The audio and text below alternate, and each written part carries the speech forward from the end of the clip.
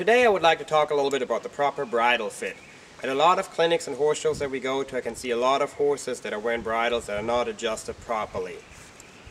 First things first, when you go ahead and put your headstall or your bridle on your horse, make sure that they have their tongue underneath the mouthpiece. A lot of horses, when you first pull up your bridle, will stick their tongue over the mouthpiece. On most bridles, that's not a big deal.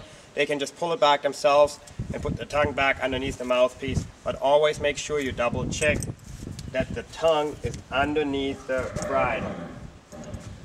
When you adjust the height or the length of your headstall, make sure you want to get to where you don't have any wrinkles here. If you have it too tight, you can see a bunch of wrinkles in this area here. Like this bridle now would be way too tight, and you can see how immediately she gets just uncomfortable about it. When it is too long, let me adjust it a couple of holes here.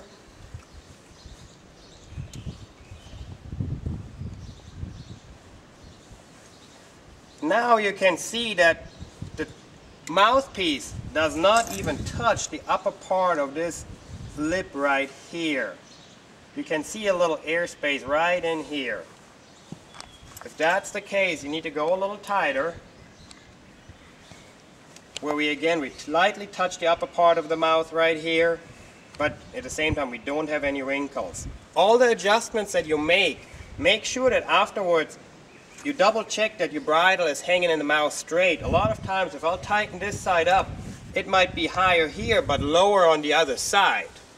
So a lot of times after you do adjustments, stand back in front of him and make sure, okay, everything is hanging level, and then we're pretty ready to go riding. Another thing is the chin strap. Most chin straps that I see are too tight.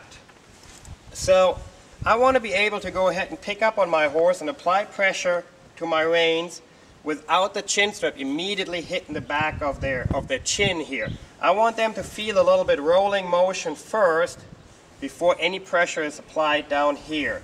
So when you put it on, make sure you can put 2 or 3 fingers in between and you have it loose enough.